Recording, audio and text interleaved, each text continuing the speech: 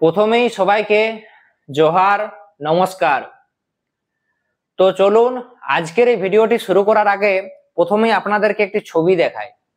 এই মুহূর্তে বন্ধুগণ, আপনারা যে ছবিটি দেখতে পাচ্ছেন, এখানে উপস্থিত রয়েছেন আদিবাসী কর্মী সমাজের মুখ্য উপদেষ্টা অজিত প্রসাদ মাহাতো এবং ওনার পাশেই উপস্থিত রয়েছেন পশ্চিমবঙ্গে কর্মী আন্দোলনের অন্যতম প্রধান ও চর্চিত মুখ রাজেশ মাহাতো।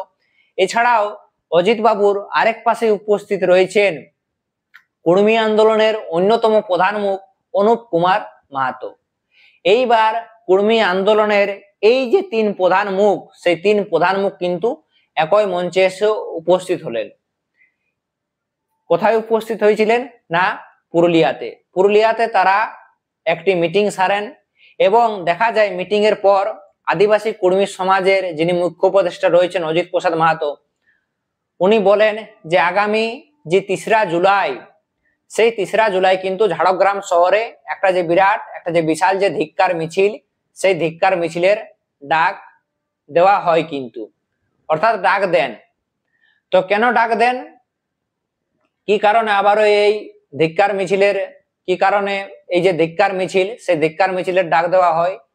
তো এই ব্যাপারে আদিবাসী কর্মী সমাজের মুখ্য উপদেষ্টা বলেন, এছাড়াও হয়তো আপনারা সকলেই হয়তো বিশেষ করে যারা সোশ্যাল মিডিয়াতে সক্রিয় রয়েছেন, ফেসবুক, ইউটিউব, তারা হয়তো সকলে মোটামুটি কম বেশি জানেন, বা যারা সরাসরি কর্মী আন্দোলনের সাথে যুক্ত রয়েছেন তারা হয়তো সকলে মোটামুটি কম বেশি জানেন যে সম্ভবত বেশ কয়েক সপ্তাহ আগের ঘটনা, ঝাড়গ্রাম শহরে, অর্থাৎ ঝাড়গ্রাম শহরের বুকে যে জেলা কোর্ট রয়েছে, যে জেলা আদালত রয়েছে, সেখানে বেশ কিছু আইনজীবীদের সাথে কর্মী সমাজের নেতাদের একটা বিবাদ শুরু হয়। হ্যাঁ বন্ধুগণ, কর্মী সমাজের নেতাদের সাথে কিন্তু একটা বিবাদ শুরু হয়, আর এই বিবাদটা কিন্তু দিনের পর দিন বাড়তেই থাকে। এই বিবাদটা কি দিনের পর দিন বাড়তেই থাকে। কর্মী সমাজের নেতাদের কি দাবি, না ঝাড়গ্রাম যে জেলা চত্বর রয়েছে, যে জেলা পরিসর রয়েছে, যে জেলা কোর্টের যে পরিসর রয়েছে, সেই কোর্টের পরিসরে কিন্তু বা আদালত পরিসরে বেশ কিছু আইনজীবী কর্মী সমাজের নেতাদের সাথে দুর্ব্যবহার করে, তাই তাদেরকে অবিলম্বে ক্ষমা চাইতে হবে। এই নিয়ে তারা কিন্তু বার অ্যাসোসিয়েশন তথা বিভিন্ন জায়গায় তারা স্মারকলিপি জমা দেন, কিন্তু দেখা যায় বারবার স্মারকলিপি জমা দেওয়া এবং বারবার দাবি জানানোর পরও এখানকার যারা আইনজীবী রয়েছেন তারা কিন্তু কোনো প্রকার ক্ষমা চাননি এবং কোনো প্রকারেই বরং ব্যবস্থা গ্রহণ করেননি।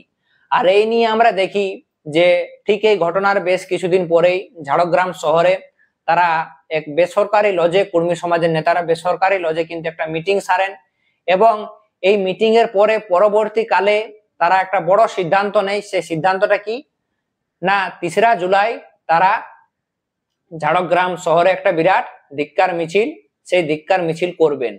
আর কোথাও না কোথাও সেই বিষয় নিয়েই পর্যালোচনা করার জন্যই তারা বেশ কিছুদিন পরেই, অর্থাৎ এই ঘোষণার পরেই তারা পুরুলিয়াতে আসেন।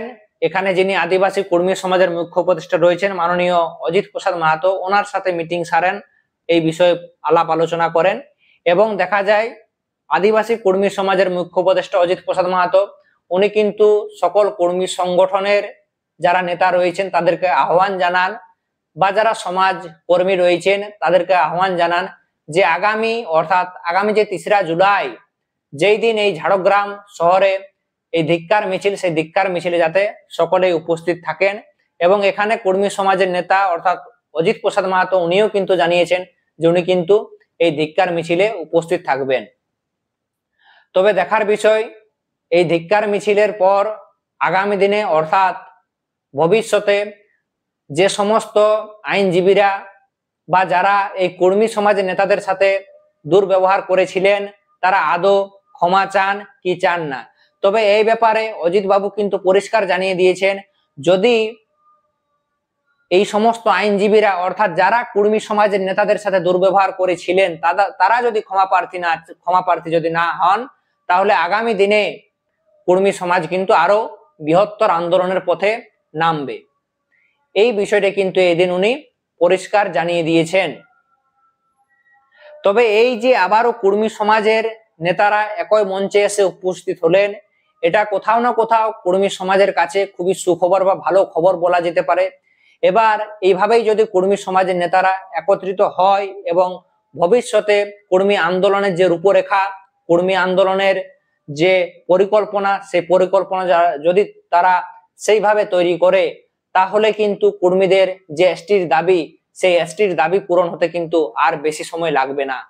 তবে দেখার বিষয় রয়েছে কর্মী সমাজের এই নেতাদের মধ্যে একতা কতদিন পর্যন্ত বজায় থাকে এবং আগামী দিনে ভবিষ্যতে এই কর্মী আন্দোলন নিয়ে তারা কি পরিকল্পনা গ্রহণ করে।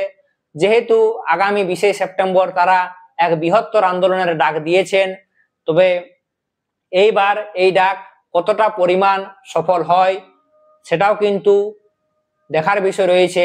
যাই হোক, সকলকে জোহার, নমস্কার জানিয়ে আজকের মতো আলোচনার বিষয়টি এখানেই সমাপ্ত করছি।